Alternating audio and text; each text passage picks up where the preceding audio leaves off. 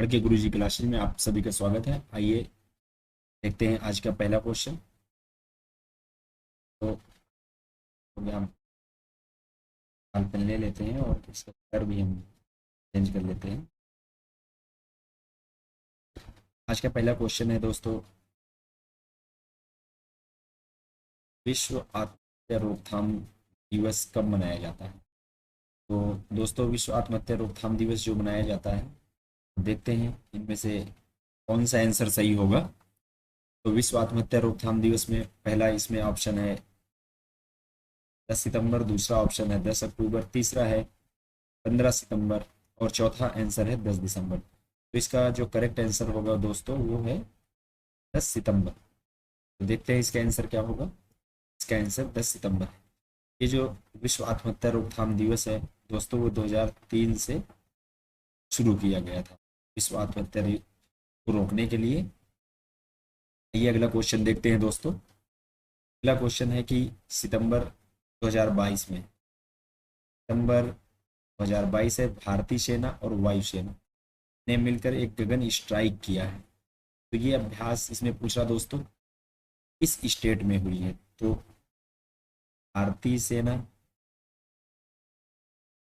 और वायुसेना ने मिलकर ये स्ट्राइक की है दोस्तों। कौन सी स्ट्राइक है? स्ट्राइक का नाम दोस्तों है गगन स्ट्राइक। तो दोस्तों ये पूछ रहा है कि किस राज्य में की गई है। तो दोस्तों मैं आपको बता दूं, ये पंजाब में पटियाला, पटियाला एक जिला है, वहाँ पर ये एक्सरसाइज की गई है दोस्तों। ये इसमें एक क्वेश्चन ये बनता है कि ये जो एक्सरसाइज की गई है, ये एक्सरसाइज का उद्देश्य क्या है? ये हमारा उद्देश्य दोस्तों ये है कि इस उद्देश्य ये है कि नॉर्थ, जो पूर्वी हमारे राज्य हैं, जैसे असम हो गया, नागालैंड हो गया, त्रिपुरा हो गया, मिजोरम हो गया, पूर्वी जो राज्य हैं वहाँ पर इमरजेंसी सिचुएशन से निपटने के लिए ये दोस्तों की गई। तो कहाँ, किस स्टेट में हो जाएगा दोस्तों? यहाँ पर पंजाब इसका करेक्ट आंसर दोस्तों हो जाएगा। आइए देखते हैं। तो पंजाब जो हो जाएगा इसका करेक्ट आंसर हो जाएगा। दोस्तों अगला क्वेश्चन की तरफ बढ़ते हैं। ये क्वेश्चन पूछ रहा है कि इस राज्य में दोस्तों, इस राज्य में एक सैन्य स्टेशन और एक सड़क का जो नाम है सीडीएस दिवंगत जनरल विपिन रावत के नाम पर रखा गया है दोस्तों। तो जो हमारे सीडीएस थे, सीडीएस विपिन रावत साहब, इनके नाम पर रखा गया है। वो किस राज्य में है, हमसे राज्य पूछ रहा है। तो दोस्तों तो ये राज्य है दोस्तों अरुणाचल प्रदेश। कहाँ पर किया गया है? अरुणाचल प्रदेश। अरुणाचल प्रदेश में एक दोस्तों जगह है जहाँ पर किबूथू, जो किबूथू सैन्य स्टेशन था, उसका नाम बदलकर सीडीएस जनरल विपिन रावत साहब के नाम पर रख दिया गया है। तो इसका जो आंसर हो जाएगा वो हमारा अरुणाचल प्रदेश हो जाएगा। दोस्तों में इनके बारे में जानते हैं। जो फर्स्ट चीफ ये सीडीएस जनरल विपिन रावत साहब हैं, ये हमारे फर्स्ट सीडीएस थे। इनकी अभी हाल ही में एक जहाज दुर्घटना में जो MI-17V5 था वो क्रैश हो गया था, जिसकी वजह से इनको मौत हो गई थी। ये जो सैन्य स्टेशन का नाम दोस्तों रखा गया है 1999 से 2000 जो सन है, यहाँ पर ये हेड थे, तो इनके नाम पर ये स्टेशन रखा गया है। तो इसका जो आंसर हो जाएगा दोस्तों वो हो जाएगा हमारा अरुणाचल प्रदेश। तो अगले क्वेश्चन की तरफ बढ़ते हैं दोस्तों, देखते हैं। क्वेश्चन पूछ रहा है दोस्तों कि हाल ही में मिस अर्थ इंडिया का खिताब किसने जीता है दोस्तों? तो हाल ही में मिस अर्थ इंडिया का जो खिताब है दोस्तों वो किसने जीता है? मैं टाइम दे रहा हूँ, पूछ कर बताइएगा कि मिस अर्थ इंडिया का जो खिताब है किसने जीता है दोस्तों। जो मिस अर्थ इंडिया है 2022, इसका खिताब दोस्तों किसने जीता है? तो देखते हैं। पहले नंबर पर है हरमान, दूसरे नंबर पर वंशिका परमार, तीसरे पर दिविता राय और चौथे नंबर पर कैरोलिना। दोस्तों ये जो मिस अर्थ इंडिया का खिताब है इसमें इन्होंने जीता है वंशिका परमार ने। किसने जीता है दोस्तों? वंशिका परमार। दोस्तों ये पूछ सकता है कि वंशिका परमार कहाँ की रहने वाली है, तो दोस्तों आपको पता हो ये हिमाचल प्रदेश की रहने वाली यहाँ का एक जिला है जिसका नाम हमीरपुर है। एक क्वेश्चन ये बन सकता है कि जो हरनाथ संधू है, आपको दोस्तों पता हो ये जो हरनाथ संधू है उन्होंने यूनिवर्स मिस यूनिवर्स का खिताब इन्होंने जीता है। और इसमें जो मिस ये जो दिविता राय हैं उन्होंने मिस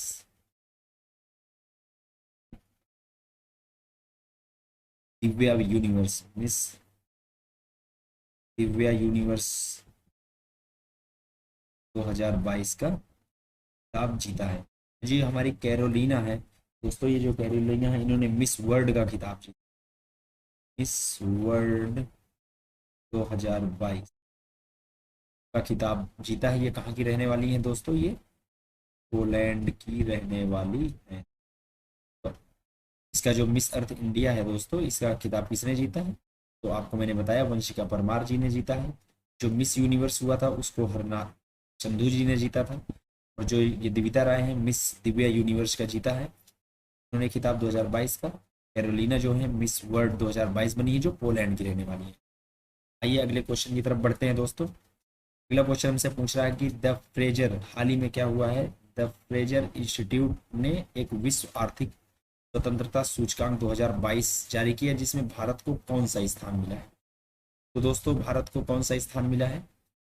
आप लोग सोचकर बताइए भारत को कौन सा स्थान मिला है। इसमें पहला आंसर बता रहा है 89, दूसरा है 77, तीसरा 98 और चौथा 55। तो इसमें दोस्तों जो इंडिया ने जीता है वो 89th रैंक इंडिया को दी गई है।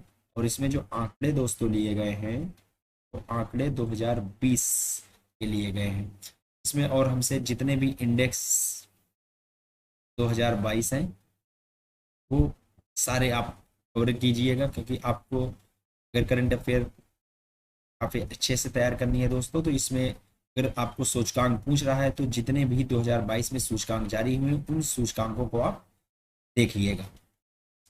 तो इसका जो आंसर करेक्ट आंसर हो जाएगा दोस्तों ये हो जाएगा, इसका करेक्ट आंसर हो जाएगा। आइए अगले क्वेश्चन की तरफ बढ़ते हैं दोस्तों। इसका जो अगला क्वेश्चन है स्वच्छ अमृत महोत्सव। दोस्तों पूछ रहा है स्वच्छ अमृत महोत्सव कार्यक्रम आयोजित किया जाएगा। इसका मतलब आयोजित किया जाएगा मतलब अभी आयोजित हुआ नहीं है। तो स्वच्छ अमृत महोत्सव कब से कब तक आयोजित किया जाएगा? तो ये दोस्तों मैं आपको बता दूं 2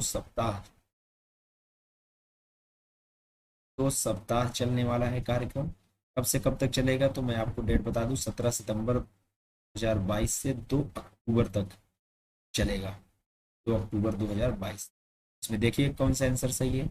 17 सितंबर से 2 अक्टूबर तक चलेगा स्वच्छ अमृत। इसमें दोस्तों स्वच्छ भारत मिशन जो शहरी शुरू हुआ था वो कब से शुरू हुआ था? मैं एक क्वेश्चन आपसे पूछ लूँ। स्वच्छ भारत मिशन जो शहरी शुरू हुआ था वो दोस्तों आपको याद हो 2 अक्टूबर 2014 को शुरू हुआ था। गांधी जी की ये जयंती भी है 2 अक्टूबर को गांधी जी की जयंती है, तो उनकी जयंती पर ये कार्यक्रम शुरू हुआ था। उसी के उपलक्ष्य में ये दोस्तों मनाया जा रहा है स्वच्छ अमृत महोत्सव, क्योंकि 2022 में 8 वर्ष कंप्लीट हो गए हैं। उसी के उपलक्ष्य में ये मनाया जा रहा है। तो इसका आंसर हो जाएगा 17 सितंबर से 2 अक्टूबर, ये इसका करेक्ट आंसर। आइए अगले क्वेश्चन की तरफ बढ़ते हैं। निश्चय 2.0 पोर्टल किससे संबंधित है? दोस्तों निश्चय 2.0 जो पोर्टल है वो पूछ रहा है किससे संबंधित है।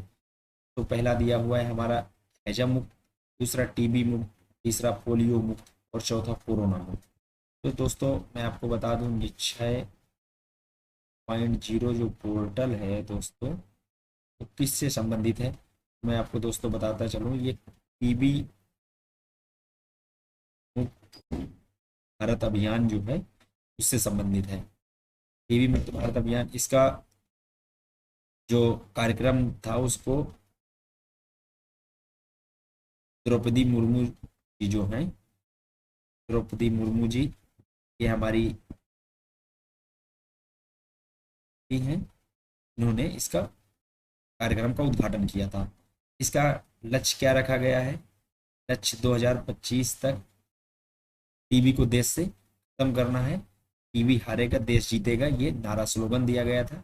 WHO ने एक अपनी गाइडलाइंस में 2030 तक विश्व में जो टीबी मुक्त करना है वो 2030 का लक्ष्य रखा गया है, और इंडिया ने जो लक्ष्य रखा है वो 2025 तक रखा है दोस्तों। तो इसका जो निश्चय 2.0 पोर्टल दोस्तों, इसमें पूछेगा निश्चय 2.0 पोर्टल जो है वो किससे संबंधित है? तो टीबी मुक्त भारत अभियान से संबंधित। अगले क्वेश्चन की तरफ दोस्तों बढ़ते हैं, देखते हैं अगला क्वेश्चन। अगला क्वेश्चन पूछ रहा है, हाल ही में किस देश ने भारतीय नौसेना के ये पूर्व प्रमुख रहे हैं एडमिरल सुनील लांबा को मेधावी सेवा पदक से सम्मानित किया? तो जो हमारे एडमिरल सुनील लांबा है, किस देश ने दोस्तों किया है? तो इसमें देखते हैं, पहला आंसर है सिंगापुर, दूसरा इजराइल, तीसरा म्यांमार और चौथा बांग्लादेश। ये हमारे दोस्तों एडमिरल सुनील लांबा जी हैं, इनको सिंगापुर की जो गवर्नमेंट, सिंगापुर जो है उन्होंने मेधावी सेवा पदक से सम्मानित किया है, क्योंकि इंडिया और सिंगापुर के नौसैनिक जो रिश्ते थे उसमें काफ़ी मजबूती देखने को मिली है, उसीलिए ये इनके कंधों पर जिम्मेदारी थी नौसैनिक रिश्ते को मजबूत करने के लिए, इन्होंने बखूबी निभाया। उसे ये सिंगापुर की राष्ट्रपति की तरफ से इनको मेधावी सेवा पदक से नवाजा गया है। आइए दोस्तों अगले क्वेश्चन की तरफ बढ़ते हैं, इसका आंसर जो होगा हमारा वो सिंगापुर दोस्तों हो जाएगा। तो अगले क्वेश्चन की तरफ बढ़ते हैं, पत्तन पोत परिवहन और जलमार्ग मंत्रालय द्वारा, इस पत्तन पोत परिवहन और जलमार्ग मंत्रालय द्वारा है दोस्तों कहाँ पर राष्ट्रीय समुद्री विरासत परिसर का निर्माण किया जा रहा है? दोस्तों कहाँ पर किया जा रहा है? पहला इसका आंसर है नासिक महाराष्ट्र में, दूसरा कालीबंगा राजस्थान में, तीसरा लोथल में, चौथा कोच्चि उड़ीसा में। तो इसका जो दोस्तों करेक्ट आंसर हो जाएगा वो लोथल गुजरात में। आपको लोथल नाम देखते ही याद आ जाना चाहिए, सिंधु घाटी सभ्यता से,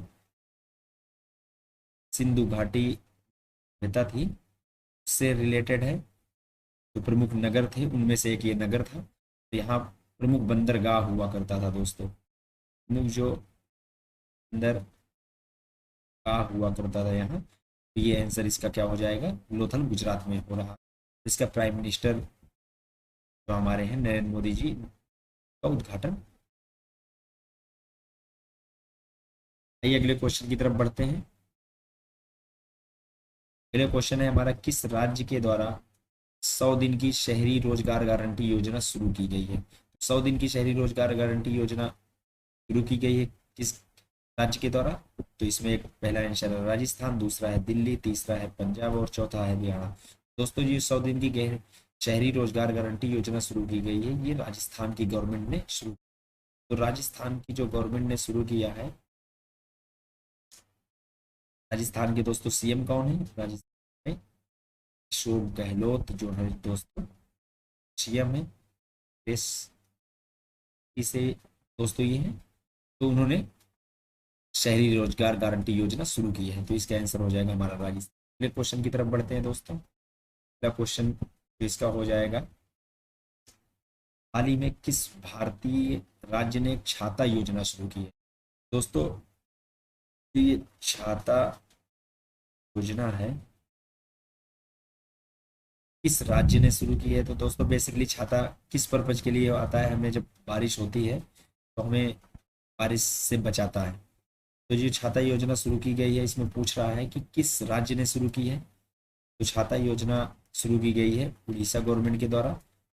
तो उड़ीसा गवर्नमेंट के द्वारा छाता योजना जो शुरू की गई है, इसलिए दोस्तों शुरू की गई है जल का संरक्षण। अब इसमें क्या है कि वर्षा जो जल है, जो बारिश होती है उसका संरक्षण करने के।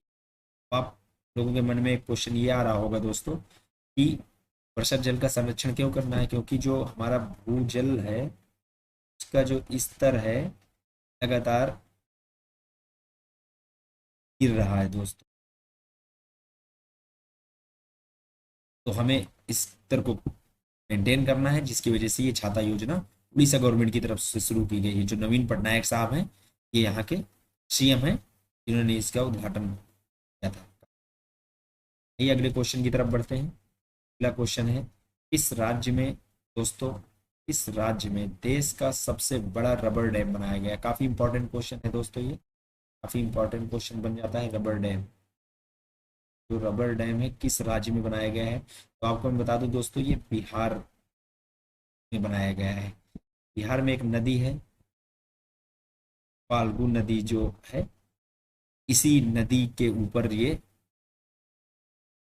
रबर डैम बनाया गया है। तो सबसे बड़ा, अगर पूछे देश का सबसे बड़ा, यही हो जाएगा। बिहार राज्य में बनाया गया है, फाल्गु नदी है, और नीतीश जो वहाँ के सीएम हैं, नीतीश कुमार, ने इसका अनावरण किया था। तो और पूछे कि फर्स्ट रबर डैम कहाँ बना है? तो फर्स्ट रबर डैम जो दोस्तों, फर्स्ट रबर डैम जो है वो हमारा आंध्र प्रदेश में है। तो इसका आंसर क्या हो जाएगा? इसका आंसर हो जाएगा बिहार दोस्तों। देश का सबसे बड़ा रबर डैम कहाँ बना है? बिहार। आइए अगले क्वेश्चन की तरफ बढ़ते हैं दोस्तों।